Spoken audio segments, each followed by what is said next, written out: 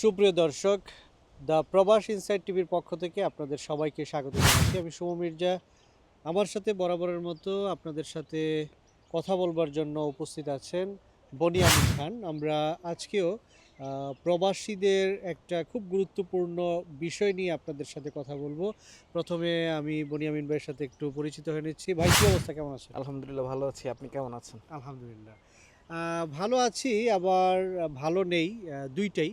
কারণ আপনি জানেন মনি ভাই যে খুব সাম্প্রতিক সময়ে আ আমাদের বাংলাদেশী প্রবাসী যারা যেই দেশেই থাকে না কেন, সেই দেশগুলোর মধ্যে মিডল ইস্ট আমাদের জন্য বিশাল বড় একটা জি। সেক্টর, এবং তার মধ্যে আপনি জানেন যে সৌদি আরব একটা অন্যতম দেশ, যেখানে বাংলাদেশের প্রায় ৬৪টি জেলার প্রবাসীরা ওখানে থাকেন, এবং সেই জায়গায় সাম্প্রতিক সময়ে প্রায় ৮,০০০ প্রবাসীদেরকে বাংলাদেশে পাঠিয়ে দেওয়ার একটি সংবাদ আমরা দেখতে পাচ্ছি। এই ব্যাপারে আপনি কি মনে করছেন? এটা কি বাংলাদেশের রেমিটেন্স যেই খাত, সেটাতে কতটুকু প্রভাব ফেলতে পারে বলে আপনি মনে করছেন?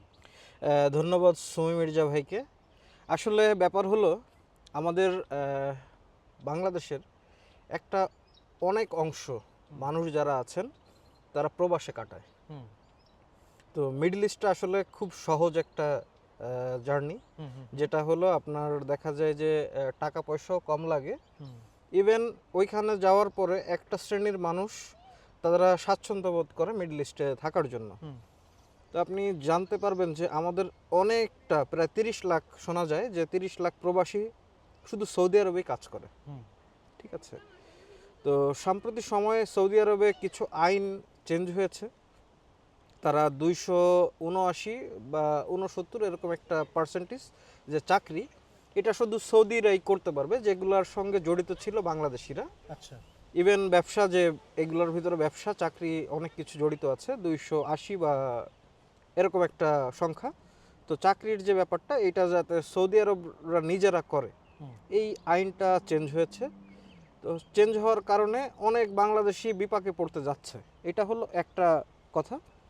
সেকেন্ড যে ব্যাপারটা, সেটা হলো সাম্প্রতিক সময়ে আমরা দেখতে পাচ্ছি যে বাংলাদেশে আপনার কিছু সংখ্যক মানুষ যারা সৌদির যে আপনার প্রিন্স আছে, জি। ঠিক আছে, সালমান, এমবিএস বলা হয়, তো ওনাকে জুতা মারতে হ্যাঁ, হ্যাঁ, প্যালেস্টাইনের। মানে একটা কিছুদিন আগেই জি আমাদের তৌহিদি জনতা জি যাদেরকে জি আমরা জি বলি, তারা একটা বিশাল বড়, আমরা প্যালেস্টাইনের প্রতি প্রত্যেকটা মানুষেরই কিন্তু একটা সমবেদনা আছে। সিম্পেথি আছে, রাইট। সিম্পেথি আছে। তো আসলে তো এগুলা এটা কারা? এটা মনি ভাই একটু অ্যাড করি, এটা তো আসলে আন্দোলন দেখেন বাংলাদেশেই না, কিন্তু না না, এটা পৃথিবীর সব পুরো আপনি আপনি গোটা যেখানে বিশ্বে। আছেন জি স্পেনে বা মাদ্রিদেই, কিন্তু দুই দিন জি পর জি। পর পৃথিবীর বিভিন্ন দেশের, শুধু মুসলমানরা না, হুম। আর সবাই কিন্তু এটার পক্ষে বা ফিলিস্তিনিদের পক্ষে দাঁড়াচ্ছে।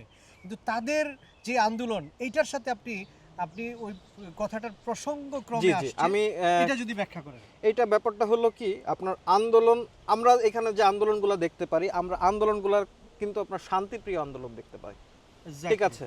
আমাদের ইউরোপের যে আন্দোলনগুলো হয়, আপনি অংশগ্রহণ করেছেন, আমি অংশগ্রহণ করেছি, আমরা দেখেছি যে এইখানের আন্দোলনটা খুবই শান্তিপ্রিয় হয়। তো বাংলাদেশে আমরা ব্যাপারটা হয়েছে কি, আমরা একটু সিরিয়াস নিয়ে নিই সব কিছুতে। সবকিছুতেই। আর একটা কথা আছে, হুজুগে বাঙালি।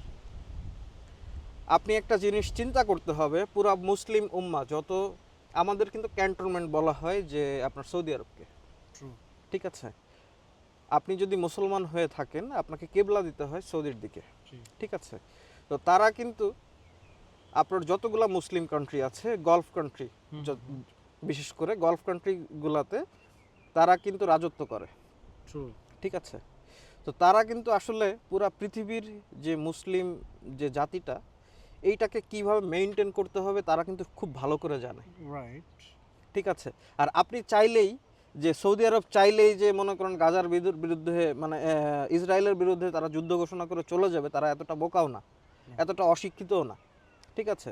এটা আসলে আমরা যেটা করছি, বাংলাদেশের যে জনতা, তাকে জুতাপিটা করছি বা করছি, এই বিষয়গুলো আসলে কি হচ্ছে, এই বিষয়গুলোর কারণে দেখা যাবে, যদি এইটা এখনও এরকম বিষয়ে কোনো সৌদির কোনো চোখ পড়ছে কিনা আমার জানা নেই, যদি চোখ পড়ে আপনি চিন্তা করেন 30 লাখ বাঙালি যদি ফেরত পাঠায় বাংলাদেশে কি অবস্থা হবে? কিছু করার নেই তো। এবং ঠিক আছে, এদের তো এমন না যে শুধু বাংলাদেশের যারা শ্রমিক আছে তাদের তাদেরই চলতে হবে, এরকম কোনো সারা কিছু না। পৃথিবী কিন্তু উন্মুক্ত। জি, আপনি জানেন যে সৌদি আরবে যে গৃহকর্মী থেকে শুরু করে আমরা বাংলাদেশি, পাকিস্তানি, ইন্ডিয়ান, নেপালি অনেক দেশের মানুষজনই করে। তো একটা দেশ যদি না থাকে তাদের কাছে কোনো কিছু যায় আসবে যায় না। আসে না। তাদের অর্থের কোনো অভাব নেই। না। তারা চাইলে অন্য দেশের ন্যাশনালিটি আরও বেতন দিয়ে বেশি করে আনবে। তো আপনার ইসলাম কিন্তু শেখায় না ভাই যে কাউকে আপনি অসম্মান করবেন। True. ঠিক আছে, আপনি একটা দেশের প্রিন্সকে আপনি জুতাপেটা করতেছেন, এটা কোনোভাবেই ইসলাম কিন্তু সাপোর্ট করে না। না। ঠিক আছে, এইগুলো আর হুজুগে এইটা বাঙালি। করে আসলে মানে কতটুকু কি হবে, আমি জি জি, কতটুকু মানে ফিলিস্তিনিদের পক্ষে দাঁড়াতে পারছি আসলে? আসলে এইটা করে আমরা ফিলিস্তিনিদের পক্ষে দাঁড়াতে পারছি না। আমাদের ফিলিস্তিনিদের পক্ষে দাঁড়াতে হবে কিভাবে? আমাদের তাদের বিভিন্ন যে পণ্যগুলো আছে বিভিন্ন ধরনের, যেহেতু আপনি সরাসরি তাদের কাছে যেতে পারছেন না, তো আপনার সেইগুলা পণ্যগুলো আপনাকে বয়কট করতে হবে। তাদের অর্থনৈতিকভাবে যদি দুর্বল করতে True. পারেন তাহলে আপনাকে তাদের বিরুদ্ধে আন্দোলন করা হবে। কিন্তু আপনি বাংলাদেশে বৈশা আপনি লাফাবেন যে আপনি আমার কোনো দেশ, মুসলিম কোনো দেশ পাশে নাই, নাই, আপনি কতটুকুন জানেন তাদের সম্পর্কে? এটা হলো সব থেকে বড়। তারা যে পাশে নাই আপনি কিভাবে শিওর হইলেন যে তারা আমাদের মুসলিম উম্মার পাশে নেই? ঠিক আছে, মুসলমান কান্ট্রিগুলো কোনো কিছু করছে না, এটা আপনি কিভাবে শিওর হইলেন? তারা তো অবশ্যই আছে, কিন্তু তাদের প্রত্যেকটা মানুষ, প্রত্যেকটা জাতি, প্রত্যেকটা দেশ তাদের নিয়ম মাফিক চলে, ডেফিনেটলি তাদের একটা নীতিগত একটা ব্যাপার ব্যাপার থাকবে। থাকে। ঠিক আছে, তো এই ব্যাপারগুলোর কারণে আপনি যখন এই জিনিসগুলো আপনি করছেন যে সৌদি, অনেকে দেখা যাচ্ছে যে সৌদির পতাকা নিয়েও অসম্মান করছে। ঠিক আছে, তো এই জিনিসগুলোর কারণে হচ্ছে কি যে বাংলাদেশে এখন কিন্তু আপনি সৌদিতে যদি দেখেন, আপনি কিছু ভিডিও দেখবেন, সৌদিতে প্রচুর ধরাপোকা হচ্ছে বাংলাদেশিদের, বিশেষ করে বাংলাদেশিদের।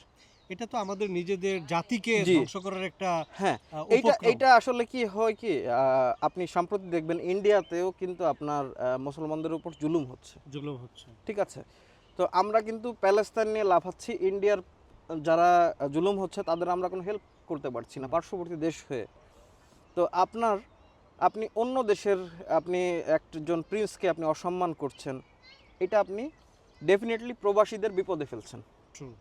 এই যে এবং 8,000 এটা কিন্তু প্রবাসী, গিয়ে হিট করছে বনি ভাই, যে আমাদের যেই রেমিটেন্স, শুধু রেমিটেন্স নয়, রেমিটেন্সের প্রবাহ তো আপনি যে ব্যক্তিটা দেশে ফিরে যাচ্ছে, যে ব্যক্তিটাকে আমি দেখলাম যে এক রুমের ভিতরে কয়েকশো বাঙালি তাদের জড়ো করে রাখছে, তাদের কাছে কোনো ডকুমেন্টস, কোনো জামা কাপড়, কোনো কিছুই নেই। ঠিক আছে, জাস্ট যেটা পরা ছিল, যেখানে ছিল কাজের ক্ষেত্রে, সেখান থেকে তাদের তুলে নিয়ে ওই রুমের ভিতরে রাখার পরে তাদের একটা প্রক্রিয়ার মাধ্যমে তাদের বাংলাদেশে ফেরত পাঠাচ্ছে।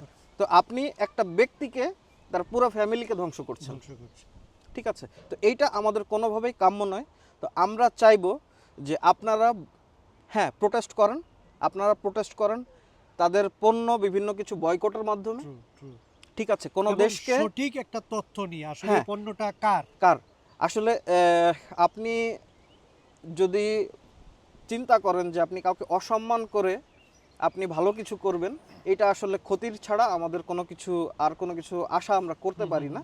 যেহেতু অলরেডি শুরু হয়েছে মানুষ পাঠানো, ধরায় পাকাও, এটার জন্য একজন ব্যক্তি যাকে পাঠিয়ে দিচ্ছে সে ক্ষতিগ্রস্ত হচ্ছে, রেমিটেন্সের ক্ষতি হচ্ছে, এবং অন্যান্য যে সার্বিক যে পরিস্থিতি, অনেকগুলো বিষয় এটার সাথে জড়িত। আসলে যারা আন্দোলন করছে বাংলাদেশে, তাদের ফ্যামিলিতে কেউ বিদেশ থাকে কিনা সেটাও সন্দেহ। তারা প্রবাসীদের সম্পর্কে ধারণা নেই যে একজন প্রবাসী বিদেশে আসে কতটুকু সাফার করে।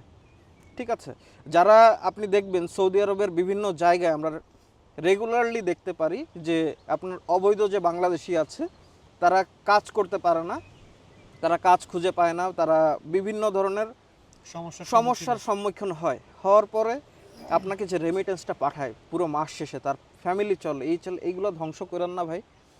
আপনারা আন্দোলন করবেন সৌদির মতো অন্যান্য দেশ, দুবাই দেখেন, কাতার দেখেন, আপনার ইদানিং আপনি আরেকটা জিনিস, সেটা হলো কি আপনার যে অন্যান্য দেশগুলাও কিন্তু বাংলাদেশিদের উপরে একটা নেগেটিভ থিঙ্কিং আসলে কিন্তু শুরু হয়ে যাচ্ছে। ঠিক আছে, তো অনেকেই বলছে যে আসলে কি নেক্সট সিরিয়া বাংলাদেশ? তো আসলে আমরা এটা চাই না যে আসলে আমরা প্রবাসকে ভালোবাসি, প্রবাসের থেকেও বাংলাদেশকে ভালোবাসি। আমাদের একটা সময় আমাদের লাশ হলেও ফিরে যেতে হবে বাংলাদেশে, ঠিক আছে? তো আমরা শান্তিপূর্ণ একটা দেশ চাই। তো আমার সবার একটাই অনুরোধ থাকবে যে ইসরায়েলকে বয়কট করার অনেক অপশন আছে, আপনারা কাউকে অসম্মান করে আপনারা এই কাজগুলা করবেন না, প্রবাসীদের বিপদে ফেলবেন না। ধন্যবাদ সুমি মির্জা ভাইকে। বনিয়ামিনের কথার সুর ধরে আমি আপনাদেরকে বলতে চাই, যারা এই ভিডিওটি দেখছেন আপনারা সবাই আমাদের সাথে সম্পৃক্ত। আমরা দেশকে প্রতিনিধিত্ব করি, আমরা যদিও প্রবাসে থাকি, আমরা চাই আমাদের দেশ ভালো থাকুক। আপনাদের কোনো আচরণে যদি প্রবাসীদের জন্য কোনো সমস্যা বা সংকট সৃষ্টি হয়, এটা শুধুমাত্র ওই প্রবাসীর জন্য না, এটা আপনার জন্য অনেক সমস্যা। কারণ আপনার দেশের প্রবাসীদের রেমিটেন্সের কারণেই আজকের যেই মানে অর্থনৈতিক যেই চাকা সেটা কিন্তু বলবৎ আছে এবং ভবিষ্যতেও থাকবে বলে আমরা মনে করছি। আপনারা সবাই ভালো থাকুন। প্রবাসীদের জন্য আপনারা কোনো বাধার কারণ না হয়ে তাদের তারা যেন কোনো ধরনের সমস্যার সম্মুখীন না হয় সেই দিকে আপনারা নজর রাখবেন, সেই প্রত্যাশা করছি। সবাই ভালো থাকুন এবং দ্য প্রবাস ইনসাইড টিভির পাশেই থাকুন। আল্লাহ হাফেজ।